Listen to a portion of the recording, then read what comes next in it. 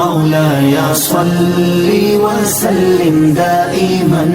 أبدا على حبيبك خير الخلق كلهم مولاي صل وسلم دائما. نحمده ونصلي على رسوله الكريم. أما بعد أعوذ بالله من الشيطان الرجيم بسم الله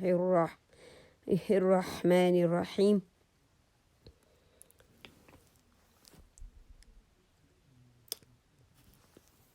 إن الله وملائكته يصلون على النبي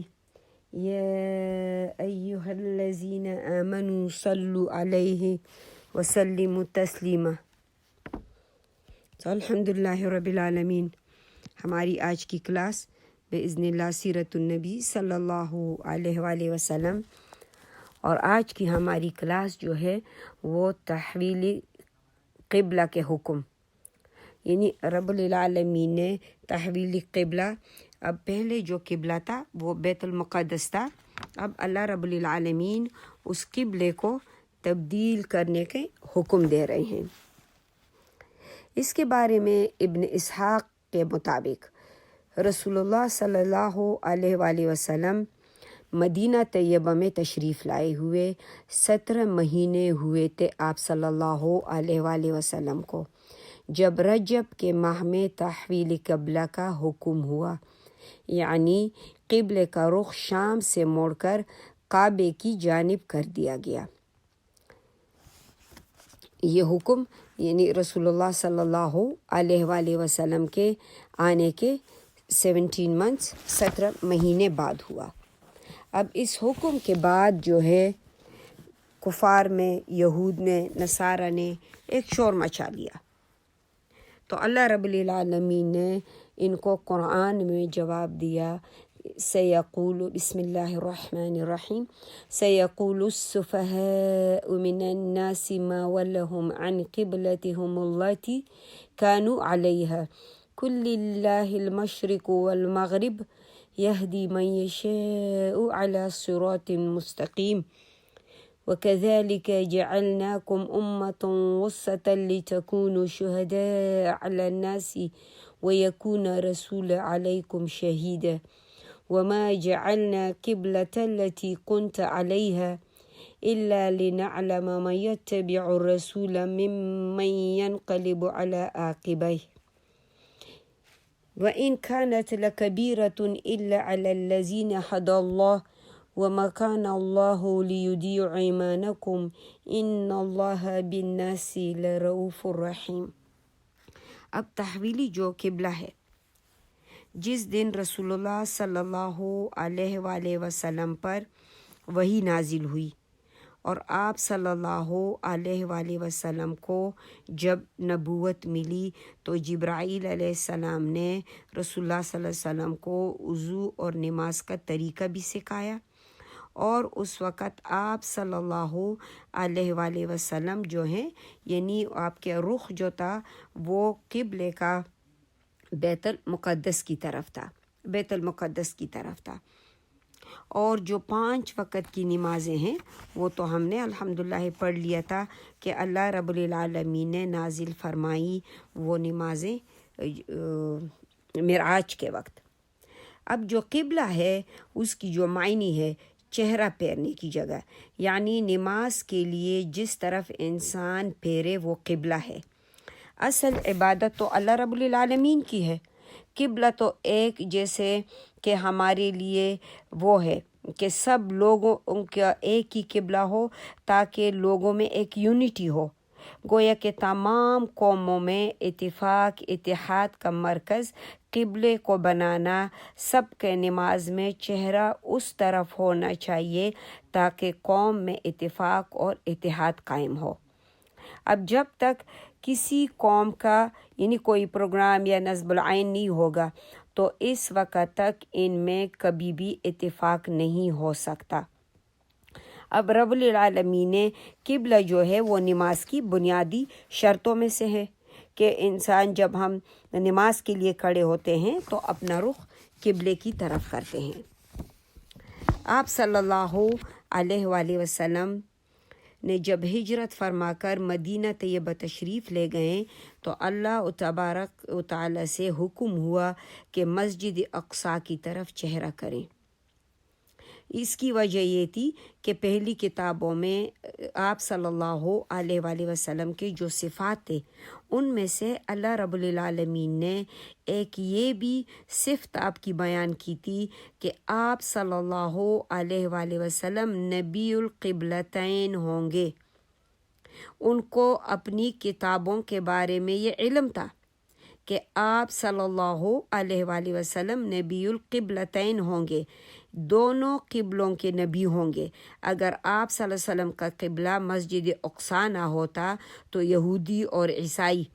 जो इस बात से वाकिफ़ थे वो तो फिर कह सकते थे कि आप सल्लल्लाहु अलैहि वसल्लम तो वो नबी नहीं हैं, क्योंकि हमारे किताबों के मुताबिक तो आप सल्लल्लाहु अलैहि वसल्लम की सिफ़त है कि आप नबीउल क़िबलतैन हैं। आप तो पहले से ही जो है बैतुल्लाह की तरफ मुँह करके नमाज़ पढ़ रहे हैं, चूँकि आपका तो क़िबला ही एक है। तो अल्लाह रब्बुल आलमीन ने पहले आप सल्लल्लाहु अलैहि वसल्लम को हुक्म दिया, यानी 16 या 17 महीने मस्जिद अक़सा की तरफ रुख करके नमाज़ पढ़ी, और फिर अल्लाह रब्बुल आलमीन ने आप सल्लल्लाहु अलैहि वसल्लम को ये मस्जिद नबवी से मग़रिब की तरफ थोड़े से फासले पर, यानी क़िबला जो है ये बनु सलमा की मस्जिद थी, ये ज़ोहर का वक्त था। जब आप सल्लल्लाहु अलैहि वसल्लम ने ज़ोहर की 2 रकतें पढ़ी तो ऐन नमाज के हालत में जिब्राइल अलैहिस्सलाम ने आके अल्लाह ताला की तरफ से वही ले आए कि अब आप सल्लल्लाहु अलैहि वसल्लम का जो क़िबला है वो बजाय मस्जिदुल अक़सा के क्या है, काबतुल्लाह है, और बाकी 2 रकतें आप सल्लल्लाहु अलैहि वसल्लम ने काबतुल्लाह की तरफ रुख करके पढ़ी। यानी पहली 2 रकातें आप सल्लल्लाहु अलैहि वसल्लम ने मस्जिद अक़सा की तरफ, और बाकी 2 रकातें काबतुल्लाह की तरफ रुख करके पढ़ी। आप सल्लल्लाहु अलैहि वसल्लम ने पढ़ाई, यानी असहाब को भी पढ़ाई। और सहाबाए किराम रिदवानुल्लाह जो है वो बहुत समझदार थे। जिस तरफ आप सल्लल्लाहु अलैहि वसल्लम ने मुंह फेर लिया वो उसी तरफ हो गए, इसीलिए उस मस्जिद को मस्जिद क़िबलतैन कहते हैं। और उसकी दीवार में जो है ना आज भी मेहराब के जो निशान हैं। अच्छा, तहवील क़िबला पर अब एतराज़ात। जिस वक़्त जो है क़िबले की तब्दीली हुई, यहूद, नसारा और मुशरिकीन तीनों ने प्रोपेगेंडे शुरू किए। मुशरिकीन कहने लगे कि इसको अब अपनी अलियाज़ बिल्लाह रसूलुल्लाह सल्लल्लाहु अलैहि वसल्लम के बारे में कि अपनी गलती का एहसास हो गया। पहले जब मक्का में थे तो काबा की तरफ रुख करके नमाज़ पढ़ते थे आप सल्लल्लाहु अलैहि वसल्लम। जब मदीना तैयबा चले गए, अब यहूद और नसारा को खुश करने के लिए उनके क़िबले की तरफ फेर गए आप। अब इसको पता चल गया कि हम लोग सही हैं तो हमारे क़िबले की तरफ वापस रुख कर लिया है। यहूद और नसारा ने प्रोपेगेंडा किया कि अगर वो क़िबला सही था तो उसको छोड़कर जो है अगर ये गलत था तो फिर इसकी तरफ रुख करके क्यों नमाज पढ़ें। तो इसी तरह से अल्लाह रब्बुल आलमीन ने इन पर आयात नाजिल की कि सयक़ूलु सुफ़हा कि ये लोग जो बेवकूफ़ हैं उन लोगों में से जो अल्लाह रब्बुल आलमीन के हुक्म पर तनकीद करते हैं और बेवकूफ़ हैं, इनसे ज़्यादा बेवकूफ़ कौन हो सकता है। वो कहते हैं कि किस चीज़ ने आप सल्लल्लाहु अलैहि वसल्लम के क़िबले को फेर दिया, यानी आप क्यों फेर गए उस क़िबले से कि जिस क़िबले की तरफ यानी मस्जिद अक़सा की तरफ आप पहले से नमाज़ पढ़ते थे। तो अल्लाह रब्बुल आलमीन ने कहा कि आप फरमा दीजिए कि वो वलिल्लाहिल मशरिक़ वल मग़रिब, यानी अल्लाह रब्बुल आलमीन के लिए हैं, अल्लाह ताला के लिए हैं मशरिक़ और मग़रिब दोनों। हम तो रब ताला के हुक्म के पाबंद हैं। अल्लाह ताला ने हमें हुक्म दिया है कि काबतुल्लाह की तरफ रुख करके नमाज़ पढ़ी, तो हम उसका जो है ना हमने चेहरा उसकी तरफ करके अब हम नमाज़ पढ़ते हैं। پہلے جب مدینہ طیبہ آئے تو پھر ہمیں حکم ہوا کہ مسجد اقصیٰ کی طرف نماز پڑھیں، تو ہم نے مسجد اقصیٰ کی طرف جو ہے اپنا چہرہ کیا اور پھر کعبۃ اللہ کی طرف۔ تو پھر اللہ رب العالمین کے حکم کی تعمیل ہے۔ یہ سب سے جو بڑی بات ہے وہ یہ ہے کہ اللہ رب العالمین کی حکم کی تعمیل کی جائے، ورنہ تو مشرق ہو یا مغرب سب کچھ رب العالمین کے لیے ہے، سارے قبلے یہ سارا کچھ تو اللہ رب العالمین کے لیے ہے، سب کچھ اللہ کے لیے ہیں۔ لیکن ان لوگوں نے طرح طرح کی باتیں اور پروپیگنڈے بنا لیے اور فتنہ انگیزیاں کی، اور انہوں نے جو ہے رسول اللہ صلی اللہ علیہ وآلہ وسلم کو جس طرح سے یہ تکلیفیں دینا چاہتے تھے اور جس طرح سے یہ جو ہے مطلب اپنی باتیں کرتے تھے، تو یہ اپنے اسی اس پر آ گئے۔ خیر، اب اللہ رب العالمین نے کہہ دیا کہ ان قریب نادان لوگ کہیں گے، لیکن آپ ان سے کہہ دیں کہ مشرق اور مغرب جو ہے وہ تو اللہ کے لیے، اور اب جسے چاہے اسے سیدھا راستہ دکھا دیں۔ اور پھر اللہ رب العالمین نے کہا کہ ہم نے تمہیں ایک اس درجے کا امت بنا لیا ہے تاکہ تم لوگوں کے لیے گواہ بنو اور رسول تمہارے اوپر گواہ بنے۔ پہلے جس طرف تم رخ کرتے تھے اس کو تو ہم نے صرف یہ دیکھنے کے لیے قبلہ مقرر کیا تھا کہ کون رسول اللہ صلی اللہ علیہ وسلم کی پیروی کرتا ہے اور کون جو ہے اس آزمائش امتحان میں پاس ہوتا ہے اور کون جو ہے وہ پیچھے مڑ جاتا ہے۔ اب رسول اللہ صلی اللہ علیہ وآلہ وسلم کے لیے قبلے کا جو تحویل کا حکم ہوا، اب ان لوگوں نے رسول اللہ صلی اللہ علیہ وآلہ وسلم پر الزامات شروع کیے، اور اللہ رب العالمین پروردگار دو عالم نے اپنے کتاب میں قرآن میں ساری چیزوں سے کیا ہے آپ صلی اللہ علیہ وآلہ وسلم کو بتا کے اور پوری دنیا کو قبلے کی وضاحت کرا دی۔ اب بعض نادانوں نے جو ہے رسول اللہ صلی اللہ علیہ وآلہ وسلم یعنی کہ یہی کہتے تھے کہ آپ صلی اللہ علیہ وآلہ وسلم پہلے جس قبلے پہ تھے، جو مطلب ان کی باتیں ماننے لگی یہود اور نصارہ کی، وہ جو کمزور ایمان کے لوگ تھے، کہ یہ رسول اللہ صلی اللہ علیہ وآلہ وسلم چونکہ ہم سے حسد رکھتے ہیں تو اس حسد کی بنا پہ آپ صلی اللہ علیہ وآلہ وسلم نے اپنے قبلے کو کیا ہے تبدیل کر دیا، اپنے قبلے کو تبدیل کر دیا، بلکہ قبلے کو تبدیل کر دینا تو حکم الہی تھا اور رب العالمین کو یہی منظور تھا، جیسے کہ آپ صلی اللہ علیہ وآلہ وسلم کی بارے میں اللہ تعالیٰ نے جو پیشن گوئی کی تھی پریویس کتابوں میں، تو اس کے مطابق آپ صلی اللہ علیہ وآلہ وسلم جو ہیں یعنی کیا ہیں نبی ایسے ہیں جس کے قبلے دو ہوں گے۔ اچھا، اب تحویلی قبلہ اور آپ صلی اللہ علیہ وسلم کی خواہش بھی یہی تھی۔ رسول اللہ صلی اللہ علیہ وآلہ وسلم دل سے اس بات کو پسند فرماتے تھے کہ کعبۃ اللہ جو ہے یہ ہمارا قبلہ بن جائے، اور اس کی ظاہری وجہ یہ تھی کہ مسجد اقصیٰ جو تھا وہ یہودیوں کا قبلہ تھا، اور ان کے بارے میں قرآن کریم نے واضح کیا کہ یہ لوگ جانتے ہوئے بھی حق کو نہیں مانتے، یعنی یہ بڑے ضدی لوگ ہیں، ان سے تو ایمان لے آنے کی توقع بہت کم ہے۔ یہود اور نصارہ جو ہے خاص کر یہ انتہائی ضدی لوگ ہیں، لیکن عرب کے جو مشرک تھے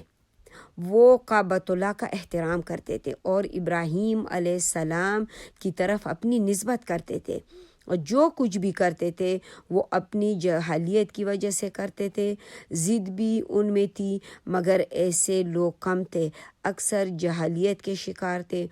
یہودی اور نصرانی جو کرتے تھے وہ تو ضد کی بنا پر کرتے تھے، ضد کی بنا پہ، کیونکہ ان کو تو علم تھا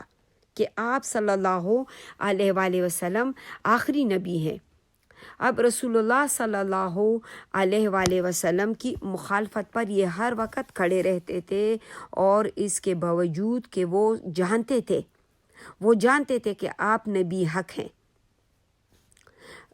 اب اللہ رب العالمین پروردگاری دو عالم جو ہیں رسول اللہ صلی اللہ علیہ وسلم کی ذاتی گرامی سے اسلام سے جو ہے ان کو جو دشمنی تھی وہ کیا تھی، جو مطلب مکے کے جو عرب تھے، جتنے بھی عرب تھے مشرکین، وہ جہالت کی بنا پر تھی کہ وہ جانتے نہ تھے۔ فرق یہ تھا دونوں میں، یہ دو کیا تھے، جان بوجھ کر ضد پہ وہ اڑے ہوئے تھے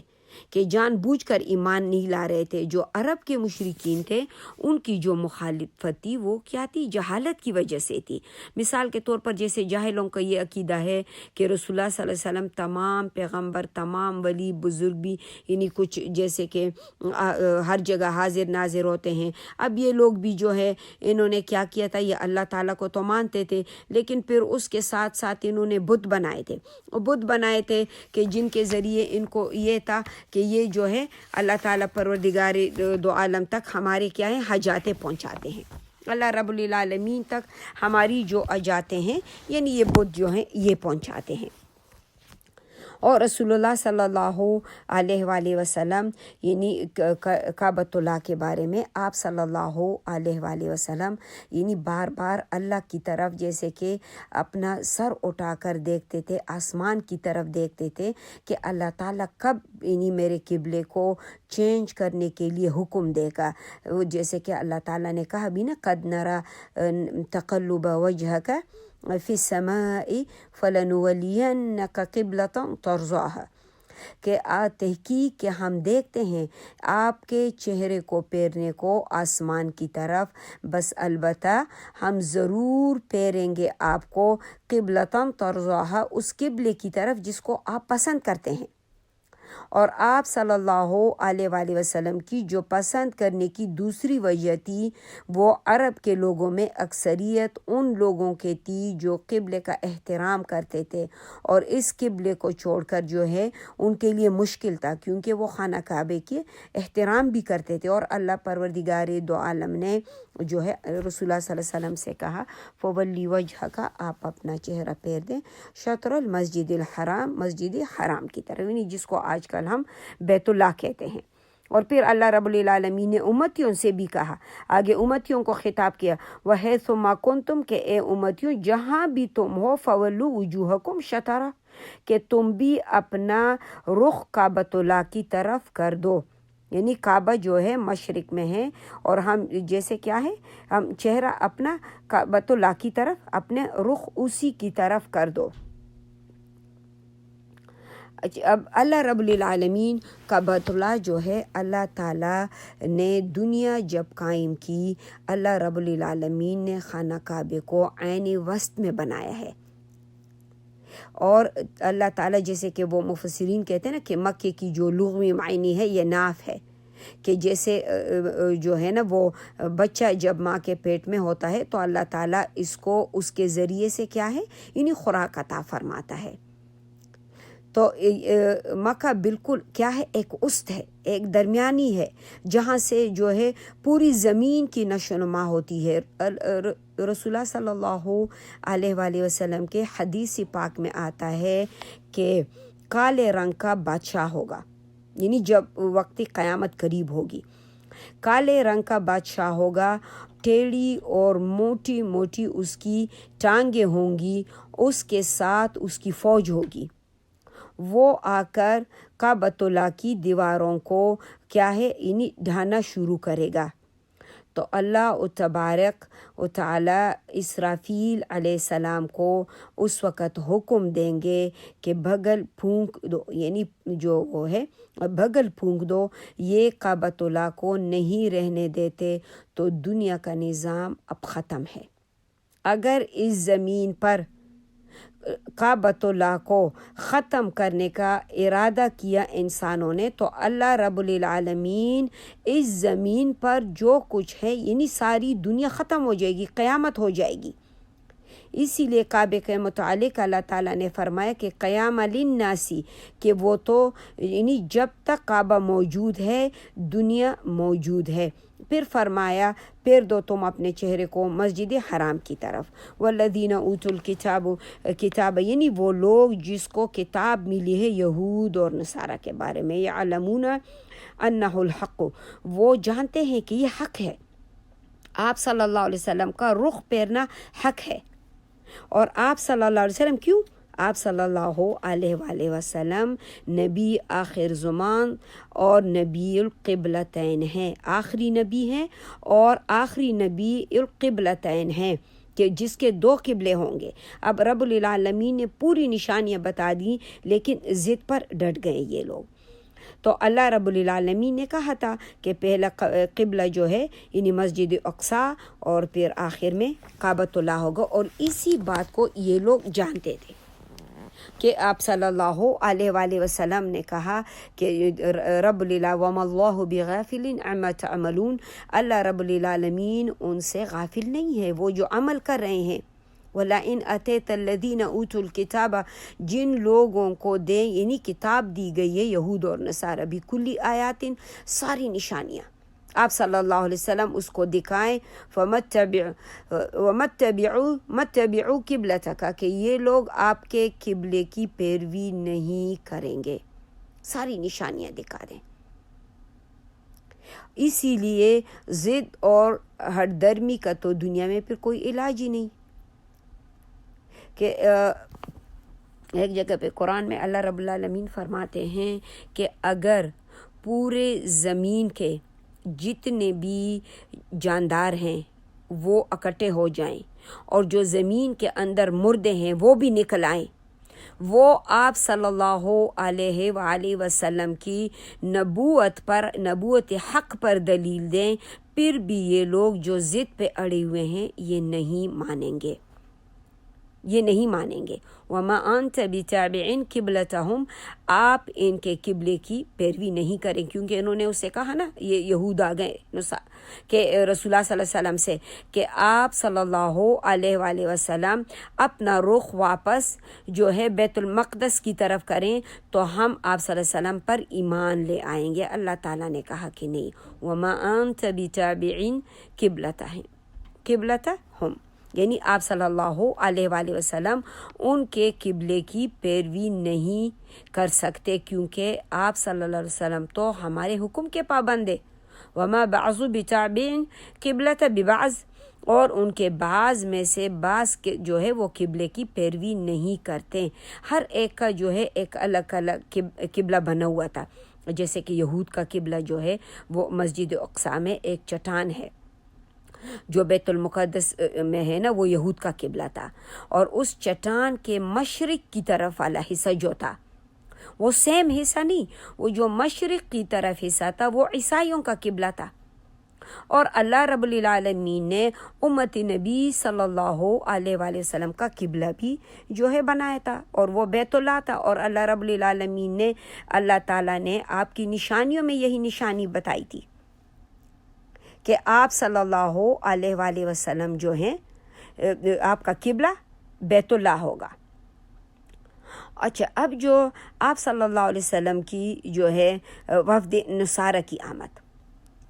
اب یہودی تو آئے، اللہ رب العالمین نے کہا کہ نہیں، یہ نہیں ہو سکتا. آپ صلی اللہ علیہ وسلم تو ان کے خواہشاتوں کے پابند نہیں ہیں. آپ صلی اللہ علیہ وآلہ وسلم تو اللہ رب العالمین کے حکم کے پابند ہیں، ان کے خواہشاتوں کی نہیں ہیں کہ ان کے خواہشات کے مطابق آپ صلی اللہ علیہ وسلم اپنا قبلہ دوبارہ بدل دیں. اب ہجرت کے جو ہے 9ویں سال میں نجران کے عیسائیوں کا ایک وفد آپ صلی اللہ علیہ وسلم کے پاس آیا. یہ 60 آدمی تھے، نجران سے آئے. رسول اللہ صلی اللہ علیہ وسلم نے صحابہ کرام رضوان اللہ سے مشورہ کیا کہ یہ 60 آدمیوں کو جو ہے ایک جگہ ٹھہرانا ہے، تو ہمارے پاس انتظام نہیں ہے. جیسے کہ آج کے دور میں کوئی بڑے بڑے گھر تو تھے نہیں جن کے اندر جو ہے بہت سارے لوگ اکٹھے آ جائیں. اور آج تو کسی کو انوائٹ کریں 60 لوگوں کو تو ایک گھر میں مہمانوں کو بلانا کوئی مشکل نہیں ہے، آسانی سے آ سکتے ہیں. لیکن اس وقت تو چھوٹے چھوٹے سے گھر تھے. اب رسول اللہ صلی اللہ علیہ وآلہ وسلم نے کہ فرمایا کہ جیسے اب اتنے زیادہ لوگ جو ہیں، یعنی وہ تو سادہ زمانہ تھا، مکان بھی چھوٹے تھے لیکن دل بڑے تھے لوگوں کے. آپ صلی اللہ علیہ وسلم نے فرمایا کہ اسی طرح ہم کرتے ہیں کہ 2-2 3 آدمی تقسیم کر لو، اور پھر سہولت رہے گی کہ 2-3 آدمی ایک کے گھر پہ جا کے رہیں اور ان کی جو ہے مہمانداری بھی ہو سکے گی اور ان کا خیال بھی رکھا جا سکے گا۔ تو آپ صلی اللہ علیہ وسلم نے وفد والوں سے کے سامنے یہ بات کہی کہ ہم تو غریب لوگ ہیں، جبکہ ہمارے پاس کوئی اتنا بڑا مکان تو موجود ہے نہیں کہ تم جو ہے نا جتنے 60 لوگ ہو سب کے سب کو ہم اکٹھا کر کے ایک جگہ پر انتظام کر لیں، اسی لیے ہم 2-3 آدمی تقسیم کرتے ہیں اور تمہاری مہمانی کریں گے ہم۔ وہ لوگ کہنے لگے نہیں ایسا تو نہیں ہو سکتا، ہم تو اکٹھا ہی رہنا پسند کرتے ہیں۔ اب پادریوں نے یہ کہا کہ ہم تو اکٹھے رہیں گے کیونکہ ہماری جو بھیڑ ہے، جتنے ہم زیادہ ہیں، ہم ایک دوسرے سے جدا نہیں ہوں گے۔ جب ہم اکٹھے ہوں گے تو مسلمان ہماری تعداد سے کیا ہے متاثر ہوں گے، مسلمان متاثر ہوں گے ہماری تعداد سے۔ آپ صلی اللہ علیہ وسلم نے فرمایا کہ ہمارے پاس تو پھر مسجد کے علاوہ کوئی ایسی جگہ نہیں ہے کہ جو ہے نا آپ یعنی تم لوگ وہاں پر ٹھہر سکو۔ مسجد تو انہوں نے کہا کہ ہم مسجد میں ٹھہر لیں گے، چنانچہ یہ جو 60 عیسائی کے وفد تھا یہ مسجد میں ان کو ٹھہرایا گیا اور یہ کہنے لگے کہ ہم نے جو ہے نا اپنی نماز بھی پڑھنی ہے۔ آپ صلی اللہ علیہ وآلہ وسلم نے فرمایا پڑھتے رہو۔ چنانچہ یہ جو ہے مسجد نبوی میں اپنے قبلے کی طرف رخ کر کے نماز پڑھ رہے تھے، جبکہ ان کا قبلہ جو کیا تھا کہ جو یہود کا قبلہ تو بیت المقدس میں ایک بڑا سا چٹان تھا، اور ان کا جو ہے نا ان سے چٹان سے مشرق کی طرف ان کا قبلہ تھا، یعنی ایگزیکٹلی جو یہود کا تھا وہ ان کا نہیں تھا۔ یہ اپنے قبلے کی طرف رخ کر کے نماز پڑھنے لگے اور 3 دن اسی طرح سے رہیں۔ آپ صلی اللہ علیہ وسلم نے اصحاب سے کہا کہ کچھ بھی نہ کہیں، یہ جو کچھ کرتے ہیں ان کو کرنے دے۔ تو آپ صلی اللہ تعالیٰ نے فرمایا کہ آپ ہر قسم کی نشانیاں ان کے سامنے پیش کریں۔ متبعو قبلتک، وہ آپ کے قبلے کی پیروی نہیں کریں گے، وما انت بتابع قبلتہم، نہ آپ ان کے قبلے کی پیروی کریں گے، اس لیے آپ ہمارے حکم کے پابند ہیں۔ وما بعضہ، اور ان کے بعض بتابع قبلتہ، یعنی جو بعض کے کر رہے ہیں تو ولئن اتبعت اہواءہم، اگر آپ صلی اللہ علیہ وسلم کو خطاب کر کے آپ صلی اللہ علیہ وسلم کے امت کو سمجھایا جا رہا ہے کہ بالفرض اگر آپ نے ان کی خواہشات کی پیروی کی، من بعد ما جاءک من العلم، اس کے بعد کہ آپ صلی اللہ علیہ وسلم کے پاس علم بھی آ چکا ہے، انک اذا لمن الظالمین، تو پھر کیا ہے یعنی بے شک اس وقت آپ ظالموں میں ہوں گے۔ اور اللہ رب العالمین الذین آتیناہم الکتاب، اللہ نے کہا وہ لوگ جن کو کتاب دی گئی ہے، عیسائی یہودی، یعرفونہ کما یعرفون ابناءہم، اللہ تعالیٰ فرماتے ہیں کہ یہ یہود اور نصارہ اہل کتاب یہ تو ایسے آپ کو جانتے ہیں، پہچانتے ہیں جس طرح لوگ اپنے بیٹوں کو جانتے ہیں۔ اب اس پر جو ہے نا اکثر جگہ پہ بیٹیاں جو ہے وہ جھنڈے اٹھاتی ہیں، بیٹیوں کا اسی لیے نہیں کہ بیٹے جو ہیں وہ اگر دور سے بھی مجمع میں آ رہا ہے تو ہر ماں باپ جو ہے وہ اپنے بیٹے کو پہچان لیتے ہیں۔ بیٹیوں کو تو اللہ نے پردے میں رکھا ہے نا کہ اپنے چہرے ڈھک کے چلو، پردے میں رہو، تو اسی لیے بیٹوں کا ذکر ہے، تو لہٰذا بیٹیاں نہ جھنڈے اٹھائیں۔ اچھا، اب جو ہے یہاں پر اس آیات کریمہ کی جو تفسیر ہے، اس کی جو عبداللہ بن سلام رضی اللہ عنہ جو تھے، پہلے تو یہودی تھے اور پھر وہ مسلمان ہو گئے، اور انہوں نے یہ لفظ کہے کہ یہ تو شک ہو سکتا ہے، اس بات میں تو شک ہو سکتا ہے کہ ہماری بیویوں نے کچھ خیانت کی ہو، لیکن رسول اللہ صلی اللہ علیہ وآلہ وسلم کے بارے میں ہمیں کوئی شک نہیں۔ اور یعنی اتنی بڑی اس نے بات کی، اور پھر ان کے کیا ہے وَإِنَّ فَرِيقًا مِّنْهُمْ، کچھ لوگ پھر ان میں ایسے تھے لَيَكْتُمُونَ الْحَقَّ، کہ وہ حق کو چھپاتے تھے، وَهُمْ يَعْلَمُونَ، جانتے ہوئے کہ یہ حق ہے، پھر بھی یہ حق کو چھپاتے تھے۔ کیا ہے؟ اللہ تعالیٰ فرماتے الحق من ربک، یہ تو اللہ تعالیٰ کی طرف سے حق ہے۔ یہ قبلے کا چینج ہونا اور دونوں جہانوں کے سردار خاتم النبی کا قبلہ جو ہے بیت اللہ ہونا، یہ تو اللہ کی طرف سے ہے، یہ تو تیرے رب کی طرف سے، فلا تکونن من الممترین، لہٰذا آپ صلی اللہ علیہ وآلہ وسلم شک کرنے والوں میں سے، یعنی یہود و نصارہ کے نہ مانیں، کہ وہ آپ کو جو ہے نا یعنی تردد میں نہ پڑیں. آپ یہاں بھی جو ہے آپ صلی اللہ علیہ وسلم کو جو ہے خطاب ہے، لیکن سمجھانا امت کو ہے. سمجھانا کیا ہے؟ امت کو ہے. تو قبلے کی چینجز جو تھی یہ بھی مدینہ طیبہ میں ہوئی، جب رسول اللہ صلی اللہ علیہ وآلہ وسلم مدینہ طیبہ میں تھے، یعنی آپ نے 17 جو منتھس ہیں وہ نماز پڑھی تھی اس کی طرف. اور پھر اس کے بعد جو ہے اب رسول اللہ صلی اللہ علیہ وسلم کے بارے میں ہم نے پچھلی کلاس میں بھی پڑھا تھا کہ اب جو ہے کیا ہے کہ غزوات اور اس کی طرف آپ صلی اللہ علیہ وسلم کا توجہ ہونا. اور ہم نے حمزہ بن عبد المطلب کے بارے میں پڑھا تھا کہ اس کا جو سریہ ہوا اور اس میں جو ہے مہاجرین کے ساتھ حمزہ رضی اللہ عنہ کو جھنڈا دیا تھا، اور یہ ٹوٹل 300 آدمی تھے. ان کا جو ہے نا، اور یہ ابو جہل کے ساتھ ان کا سامنا ہوا تھا، وہ بھی اپنے لوگوں کے ساتھ تھا، لیکن پھر فریقین میں جنگ نہیں ہوئی تھی. اور اسی طرح یہ پہلا جھنڈا تھا اسلام کا جو رسول اللہ صلی اللہ علیہ وسلم کے دست مبارک سے باندھا گیا تھا، وہ ہم نے الحمدللہ پڑھ لیا تھا. اب اس کے علاوہ جو ہے رسول اللہ صلی اللہ علیہ وآلہ وسلم بہت سارے چھوٹے چھوٹے غزوات ہیں، لیکن ہم تھوڑے سے لیتے ہیں، پھر انشاءاللہ جو ہے اس کے بعد ہم جو ہے نا رسول اللہ صلی اللہ علیہ وسلم کے جو بڑے غزوات ہیں اس میں شامل ہوں گے. اچھا، پہلے جو ہے نا ہم لوگ کہتے ہیں سریہ جو تھا وہ ہوا تھا، اور پھر ہم غزوہ کہتے ہیں، ہم سریہ کہتے ہیں، غزوہ ہوتا ہے. تو اس بات کو اس سے پہلے کہ ہم ان ڈیٹیلز میں جائیں، یہ ڈیٹیلز میں جانے سے پہلے یہ سب سے زیادہ ضروری ہمارے لیے کہ سریہ وہ ہے کہ جس میں رسول اللہ صلی اللہ علیہ وسلم نے اصحاب کو بھیجا. جیسے کہ جو پہلا سریہ جو ہے حمزہ بن عبد المطلب کے بارے میں ہم نے پڑھا تھا کہ یہ سریہ جو ہوا تھا. اور غزوہ وہ ہوتا ہے کہ جس میں آپ صلی اللہ علیہ وآلہ وسلم نے خود بنفس نفیس شرکت کی ہو، تو وہ کیا ہے؟ وہ غزوہ ہے. اور آپ صلی اللہ علیہ وآلہ وسلم جو ہے 12 ربیع الاول کو آپ صلی اللہ علیہ وسلم غزوہ بوات، یعنی یہ جو ہے 200 صحابہ کو لے کے روانہ ہوئے. مقصود کیا تھا کہ قریش کا ایک قافلہ تھا جس میں امیہ بن خلف سمیت 200 آدمی تھے، اور یہ ان کے ساتھ جو تھے 2500 اونٹ تھے. آپ صلی اللہ علیہ وآلہ وسلم بوات کے مقام تک تشریف لے گئے، لیکن جو ہے اس غزوے میں پھر سعد بن معاذ رضی اللہ عنہ کو مدینہ طیبہ کا وہ امیر بنایا تھا. لیکن یہاں پر جو ہے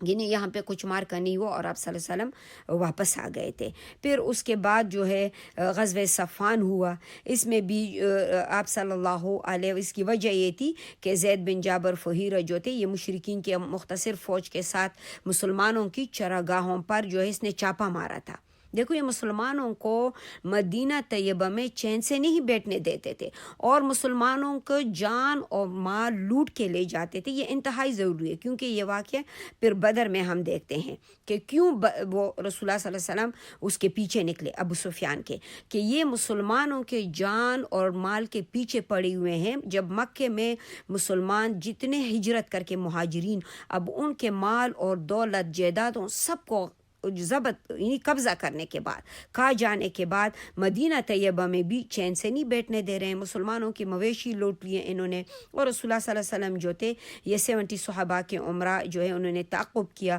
اور پھر بدر کے جو اطراف میں واقع وادی صفان تک تشریف لے گئے، اور یہاں پر جو ہے یعنی کسی ٹکراؤ کے بغیر آپ صلی اللہ علیہ وآلہ وسلم واپس آ گئے. پھر اس کے بعد جو ہے سریہ نخلہ جو ہے یہ رجب میں ہوا. اب اس میں ہم پر رسول اللہ سے، کیونکہ سریہ میں نے کہا نا، اب یہاں پر رسول اللہ صلی اللہ علیہ وسلم بنفسی نفیس نہیں ہے، تو اس کو ہم سریہ کہیں گے. جب آپ صلی اللہ علیہ وسلم خود ہوتے ہیں تو پھر اس کو ہم غزوہ کہتے ہیں. یہ جو اس میں ہم پر رسول اللہ صلی اللہ علیہ وسلم نے عبداللہ ابن جحش رضی اللہ عنہ کو یہ سرگرد اس کی نگرانی میں یعنی جو تھی 12 مہاجرین، یعنی کہ یہ کوئی جنگی محاذ تھا، 12 لوگ بھیجنے کے لیے کوئی جنگ تو نہیں کرتا ہے نا کہ مکہ المکرمہ پر 12 لوگ جا کے حملہ کریں گے۔ اچھا 12 مہاجرین کو بھیجا اور ہر 2 آدمیوں کے پاس ایک اونٹ تھا، باری باری یہ اس پہ سوار ہوتے تھے۔ اس دستے کے امیر کو جو ہے یہ عبداللہ بن جحش رضی اللہ عنہ تھے، تو رسول اللہ صلی اللہ علیہ وسلم نے ایک اس کو تحریر لکھ کے دی، اس میں ہدایت فرما دی کہ وہ دن کو یعنی سفر کرنے کے بعد 2 دن جب وہ سفر کریں after 2 days سفر کرنے کے بعد وہ پھر یہ جو رسول اللہ صلی اللہ علیہ وسلم نے ہدایت نامہ دیا ہے اس کو کھولیں، جب تک نہیں کھولیں۔ اب عبداللہ رضی اللہ عنہ نے 2 دن جب سفر کیا تو تحریر کھولی، اور تحریر میں جو ہے لکھا تھا کہ آگے بڑھتے جاؤ جب تک مکہ اور طائف کے درمیان نخلا میں آ جائے تو وہاں اترو اور وہاں قریش کے قافلے کے گات میں لگو اور ہمیں یہ بتاؤ کہ ان کی کیا خبریں ہیں، یعنی وہ کیا ارادے رکھتے ہیں مسلمانوں کے لیے۔ اب خیر بہرحال جو تھے صحابہ اس جگہ عبداللہ ابن جحش رضی اللہ عنہ نے سب سے کہا کہ جیسے کہ جس کو موت ناگوار ہو وہ واپس جا سکتے ہیں۔ ظاہر ہے اب جو ہے مکے والوں کے اتنے قریب آ کر اور وہاں پر جاسوسی کرنا، ان سے خبر لے کے آپ صلی اللہ علیہ وسلم تک پہنچانا کوئی آسان کام تو نہیں تھا۔ تو عبداللہ رضی اللہ عنہ نے کہا کہ جس کو اپنی جان پیاری ہے تو بے شک وہ واپس جائیں، لیکن جتنے رفقا تھے یہ سب کھڑے ہوئے اور منزل مقصود کی طرف چل پڑے۔ اور پھر یہاں سعد بن ابی وقاص اور عتبہ بن غزوان رضی اللہ عنہ کا اونٹ جو تھا وہ غائب ہو گیا تھا۔ یہ دونوں بزرگ جس پہ باری باری سفر کرتے تھے، جس وجہ سے یہ پیچھے بھی رہ گئے تھے۔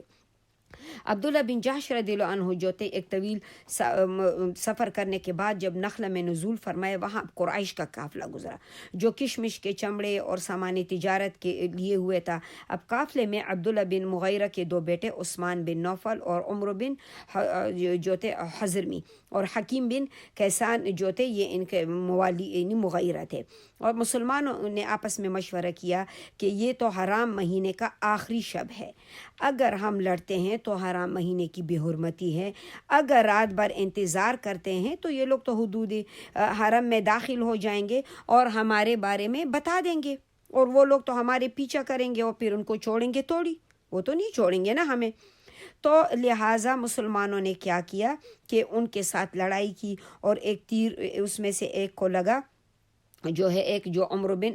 حضرمی یہ جو تھا یہ مارا گیا، اور باقی 2 عثمان جو تھا اور حکیم ان دونوں کو گرفتار کر کے جو ہے لے گئے، اور نوفل جو تھا یہ بھاگ نکلا تھا۔ اب 2 قیدیوں کے ساتھ جو ہے اور مالی غنیمت کو بھی صحابہ نے لے لیا، اور یہ اسلامی تاریخ کا پہلا خمس تھا جو پہلا مقتول یعنی وہ تھا ایک مقتول تھا اور پہلے قیدی تھے۔ رسول اللہ صلی اللہ علیہ وآلہ وسلم نے ان کے اس حرکت پہ جو ہے نا ان کو کہا کہ میں نے آپ لوگوں کو جنگ کا تو نہیں کہا تھا، لیکن ان صحابہ کے پاس کوئی چوائس نہیں تھی، وہ بھی جنگ نہیں کرنا چاہتے تھے۔ اب قافلے میں جو قیدیوں کے سلسلے میں جو تھا جو ہے آپ صلی اللہ علیہ وسلم نے ان کا ہاتھ جو ہے رکوا دیا، اور اس پر جو ہے مشرکین نے اور یہودیوں نے بڑے پروپیگنڈے کی۔ اب ان کے ہاتھ تو بات آ گئی کہ آپ صلی اللہ علیہ وسلم تو حرام مہینے کا کیا ہے وہ تقدس پامال کر دیا، حالانکہ بہت سارے اوپینینز یہ بھی ہے کہ وہ جو ہے رجب ختم ہو گیا تھا، کیونکہ اکثر اسلامک جو منتھس ہیں وہ تو 28 ڈیز پہ، سم ٹائم وہ 28 ڈیز پہ بھی کیا ہے مکمل ہو جاتے ہیں، 29 ڈیز پہ ہوتے ہیں یوزلی۔ تو آپ صلی اللہ علیہ وآلہ یعنی وہ 30 ڈیز کا نہیں ہوگا۔ تو آپ صلی اللہ علیہ وآلہ وسلم پر اللہ رب العالمین نے ان کے پروپیگنڈوں کو کھولنے کے لیے اللہ تعالیٰ نے ان کو جواب دے دیا۔ اللہ رب العالمین نے قرآن میں ان سے کہا یسألونک عن الشہر الحرام قتال فیہ قل قتال فیہ کبیر وصد عن سبیل اللہ وکفر بہ والمسجد الحرام وإخراج أهله منه أكبر عند الله والفتنة أكبر من القتل، یعنی کہ تم لوگ حرام کے مہینے میں جو قتال کے بارے میں دریافت کرتے ہو کہ اس میں جنگ کرنا گناہ ہے، اب اللہ کی راہ سے روکنا، اللہ کے ساتھ کفر کرنا، مسجد حرام سے اس کے باشندوں کو نکالنا، اور یہ تو اللہ کے نزدیک اس سے بھی بہت بڑا جرم ہے۔ تم اپنے جرم تو دیکھو کہ تمہارے اپنے کتنے بڑے بڑے جرم ہیں۔ اب فتنہ جو ہے یہ تو قتل سے بڑھ کر ہے۔ تم تو نہ خود اللہ کے راستے پہ آتے ہو، نہ دوسروں کو آنے دیتے ہو۔ اب اس وحی سے جو ہے یہ جو وحی کی گئی، اب لڑنے والے مسلمان کی جو ہے سیرت کے بارے میں انہی مشرکین نے جو کچھ جو تھا، اب شور وغیرہ اب وہ جو کر رہے تھے، اب اس کی گنجائش نہ رہی، اب خاموش ہو گئیں، کیونکہ قریش جو تھے اب ان کو ایک یہ تھا کہ مسلمانوں ان کے اندر ایک خوف پیدا ہو گیا، اور رسول اللہ صلی اللہ علیہ وآلہ وسلم نے مطلب ان کو کیا تھا، جو چیزیں جس طرح سے ان سے لی تھی وہ بھی واپس کر دی، اور جو قیدی تھے وہ بھی واپس کر دیے، اور ان کا جو ہے مطلب جو ان میں ایک قتل ہوا تھا، آپ صلی اللہ علیہ وآلہ وسلم نے اس کا جو ہے وہ ادا کر دیے، دیت اس کی ادا کر دی، اس کا خون بہا آپ صلی اللہ علیہ وسلم نے ادا کر دیا۔ اب جب تک مشرکین جو تھے رسول اللہ صلی اللہ علیہ وآلہ وسلم کے بارے میں جو پروپیگنڈے کرتے تھے، باتیں کرتے تھے، تو اللہ رب العالمین نے ان کے ساری باتوں کا جواب دے دیا، اور باقی رہے مسلمان، تو اللہ تعالیٰ نے عبداللہ بن جاش رضی اللہ عنہ کے سریے کے بعد جو ہے مسلمانوں پر جنگ فرض کر دی،